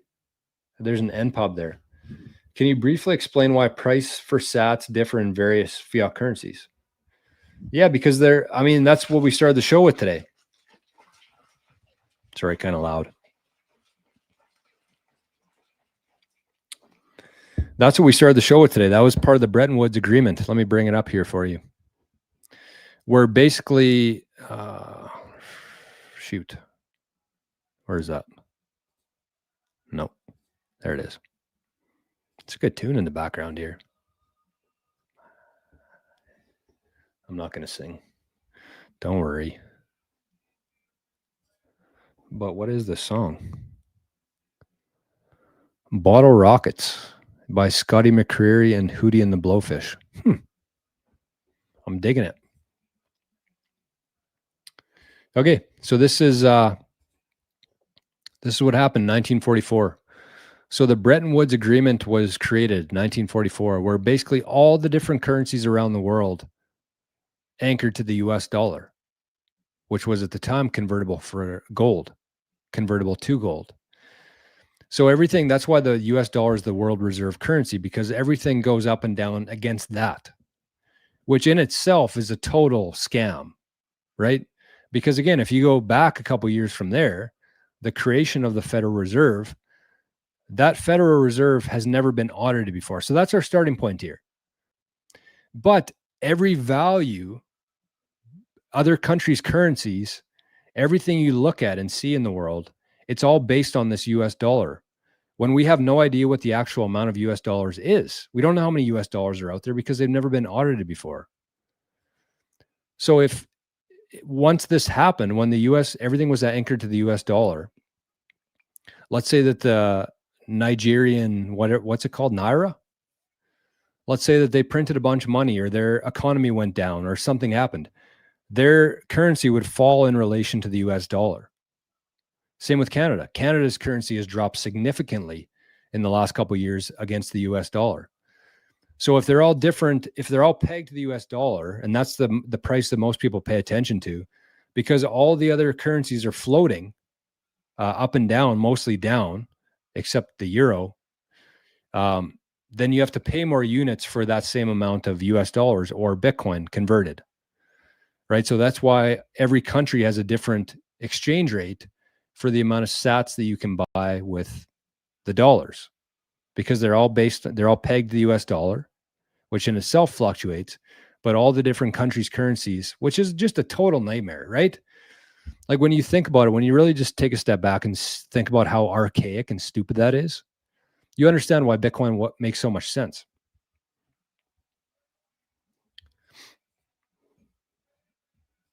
Hope that answered your question there, Stack. I don't even know if you were asking me. Also, why might it reach an all-time high in one currency while simultaneously another toilet paper currency? Well, that's the reason, right? Like the Canadian dollar, because of what's happened with the trade wars and everything going on lately, the Canadian dollar has fallen in compared to the US dollar. Canadian dollars aren't worth as many US dollars as they were a year or two ago. So if it takes this much US dollars to buy this amount of sats, then you're going to need even more of Canadian dollars to buy that same amount of sats, because the Canadian dollar is weaker because of a bunch of different things. It could be interest rates. It could be the demand for how many people want to hold Canadian dollars. It could be the economy, the GDP, all that bullshit. That's what kind of makes everything fluctuate there. Stack and Sat says, finally some real Bitcoiners here. You people are awesome. Thanks, man, or woman. But that's it. I'm going to have a hard time doing my 365 days of Bitcoin today because I'm running out of voice. Stack and Sats also said, I think the long-term holders are selling to enjoy their life right now. Bitcoin is on sale and I'm buying. Yeah, I mean, it makes sense. If you were buying Bitcoin when it was $100, or you were mining Bitcoin when it was, the block reward was 50, then yeah, of course. Why wouldn't you want to cash them out? Julio liked it. I was going to do just a video talking about that, but I'm actually might clip that. Might be a timely one to do today. We'll see. The future is bright, especially for Bitcoiners. Amen to that. Alan says, it's nice to hear your optimism. Hey, Alan, I've been trying to find you, man. I've been trying to reach out to you. I emailed you a couple times. I never heard back from you. I'm trying to get you in for the Visionaries. I'm not trying to sell it to you. You have a pass there, a lifetime pass, because you were one of the 8 Satoshis in Patreon.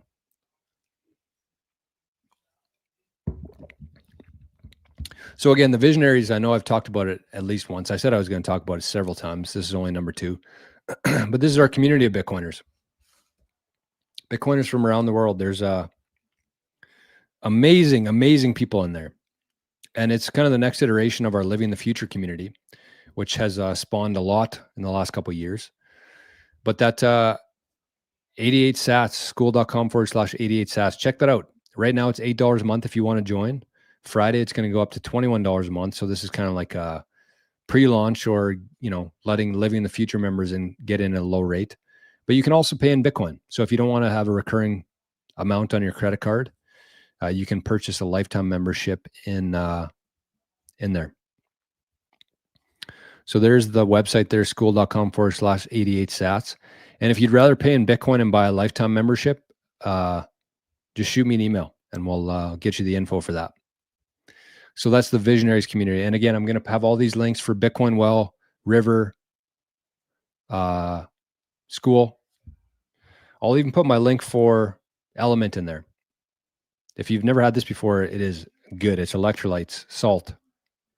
And I think the link that I have gets you like a free sample pack of a bunch of different flavors. So if you're somebody who drinks them already, get some free samples out of it. And if you've never tried it before, man, I like the lemonade, salt, watermelon salt, citrus salt, and raspberry salt. Those are the ones that I get in my combo pack every time. Delicious. Okay, what else did I miss here? Snort it. Holy man. That's definitely getting me kicked off of YouTube. I'm trying to get back in YouTube's good books here. Come on. Cut me some slack here. Hey, look at this. We got some sats for Arnie Boy. And it's 1776. I have an idea who this is from. And it says, Arn, be sure to share these sats here with the Luckster, eh? Thank you, Josh. Thank you, Josh, my man. 1776, great number. You know, there was, I've been doing a little bit of research on the Independence Day and the Declaration of Independence. Pretty fascinating how that whole thing went down. And I don't want to speak too much on it because I'm not an expert on it. But it's part of the book Think and Grow Rich. And basically what the point of talking about the history of that is because it was essentially it was an idea to fight against the British. It was an idea. And then it was a decision made by 56 men in the US that they're tired of it. They're tired of the British rule. And so they decided to write up a Declaration of Independence. And so it was an idea, and then it was a decision, and then it was a mastermind group, which I like to think about the visionaries community as a mastermind group. And that's what turned into the United States of America today. So it's, don't underestimate the power of yourself and, of course, communities that you're involved in. And we got some pretty special, I'll just say that, some pretty special, intelligent, and amazing people in this community. So if you're finding Bitcoin a little bit lonely, you're looking for some people to talk to, especially on days like today, looking for people who are in the same kind of frequency as you, which is a very, important part of life.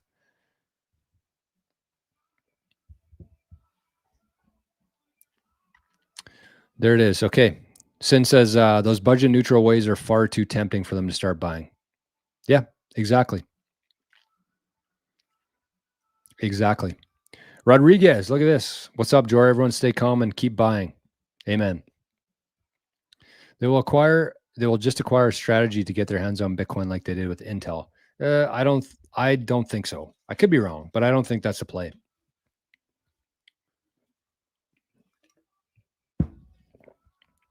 Cypher with some good advice here. He says stack sats for your future self, but keep in mind that your time on Earth is finite. Remember to live and enjoy your life while you stack. Amen to that, buddy. Amen to that, my man. Stack and Sat says, I want to join the Visionaries. Send info. I just shared. Oh, I didn't share it in Nostr though. Sorry, buddy. There's a link there. So if you want to pay in fiat, that's the best way to do it. But if you want to pay in Bitcoin, you can do that as well. So the Bitcoin amount is basically like a year's worth of membership fees at this rate. So then you're a lifetime member. And the cool thing about that is like half the people in there are lifetime members, at least, probably more than that, which suggests to me that people are there for the long term, right? Because communities and mastermind groups aren't that effective if people are joining with like a free trial, saying a bunch of stuff and then canceling their membership. So the nice thing about this is there's a really solid foundation being built right now in the Visionaries community, people who are very long-term focused, and they're going to be there. They have no reason to leave. They've already paid for a lifetime membership, and it is a very long-term focused, low time preference community. And there's really there's not that many that exist in Bitcoin like that. Honestly, I don't even know what would be comparable to it. The Orange Pill app, it's not a community though. It's an app. Are you doing carnivore? No, I just have my own diet. I don't fast or anything like that. I don't know. I work out every day. So I eat a lot of, I eat as best I can. Like I only eat meat from local farmers. I don't buy meat at the grocery store anymore. But then I'll have I have a Diet Coke sitting here right now, waiting to be drank. So I'm definitely not like a perfect healthy guy, but I definitely value it. And I try to work out every day. I usually take maybe one day off a week. But, I stay active. We take Arnie for a walk for half hour, 45 minutes every day. But, yeah, I just have a mixture of everything. My grandma makes a bunch of, she's a caterer. She's like 85 years old. So she makes like pierogies and buns. So I just throw chicken on buns and stuff like that. So not the healthiest, but definitely could be worse. Question: is there a schedule I can follow to watch your live stream and Maple Bitcoin? Yeah, pretty consistent schedule now, actually, Rodriguez. Good question. So Monday to Friday, I do a live show every morning. Some days they go for an hour, some days an hour and a half, but it's every morning, Monday to Friday at 10 a.m. Eastern time. And that is exclusively on Nostr and Rumble. And then every Tuesday at 2 p.m. this time right now, I do a show 100% focused on Bitcoin, 88 lessons, where I do kind of like a 15, 20, 25-minute presentation right off the hop lesson. And then we do this kind of stuff after. So that's every Tuesday at 2 p.m. Eastern time. And then the Maple show is every Friday at 2 p.m. Eastern time. So there's only really 2 times you need to remember there. 10 a.m. for the daily show and 2 p.m. for the YouTube shows. All right, sounds good, Alan. And if you don't see it in there, just shoot me an email and let me know where I can send the emails. Glad to see you're staying on YouTube. I never plan on leaving YouTube. I'm not doing the daily streams here anymore. So the daily streams are a little bit more unhinged, we'll call them. A lot more F-bombs, a lot more conspiracy talk. But again, the daily shows we do are called Visionaries. And so they talk a lot about, like this morning we watched a 15-minute video from Earl Nightingale. You can find them on Rumble. Like you can go on there right now and see them all. But they're a little bit more focused around like mindset stuff, like self-improvement, things like that, like really timeless knowledge that a lot of people just don't know. And of course, like the network aspect of the community is awesome. And then through a Bitcoin lens. So that's it. I'm going to cut this off before we get to 2 hours. I wasn't really sure how long it was going to go today. Unfortunately, we're like all-time high numbers right now in all the platforms, but that's how she goes, I guess. So thanks everybody for being here today. I'm going to share my Rumble link there. I probably shouldn't even be saying that word on here, but if you want to watch the daily streams that we do every day, I'll take the hit from YouTube. I'm trying to get back in YouTube's good books here. No swearing, no nonsense. That's where we go for the daily shows there. So I'll put that in the chat there. Make sure you go over there or just type in 88 sats in your search bar over there. So that's what I got, my friends. Thank you very much for stopping by again today. I'm going to have this clipped. I think it was a pretty good lesson today. I kind of want to make these lessons so that even if somebody's not a Bitcoiner, they can understand why they should be a Bitcoiner. That's kind of the purpose. I want to make them all kind of shorter, very easy to understand English. And so I'm going to be sharing those every Saturday. And I did it as a premiere last week. I don't know if I'm going to do that again. I kind of wanted to do that because then we could watch it together. We could, chat back and forth in the live chat. But I might not do that because not a whole lot of people saw it. I don't know if YouTube doesn't like that or something, but anyways, one more time here. We don't have sponsors on here. All the community is 100% supported this channel. And I very much appreciate that. So if you enjoyed anything, or if you enjoyed things today, if you learned anything, if you were entertained at all, if you want to be entertained, I would say stop by for the live shows every day. And if you want to maybe hopefully learn something, Tuesdays are the day for that. So you can send some sats to jor@rizful.com or to Arnie Boy like Josh did and Alex did. And very much appreciate that. So join the Visionaries, get over, watch the daily streams, and keep stopping by here. If you don't want to do that, then just stop by on Tuesday. Get your fill. All right. Thank you, Julio. Thank you, Sin. Thank you, Rodriguez. Thank you, everybody else. Big shout out to Letha for the fattest zap of the show today. And Stack and Sats, we'll see you over in the Visionaries community. Thanks, everybody. Have a great week. We'll see most of you tomorrow morning at 10 a.m. Eastern time. And we'll see the rest of you next week. And thank you to Ian too for the big zap today. Appreciate it, buddy. All righty. Bye-bye.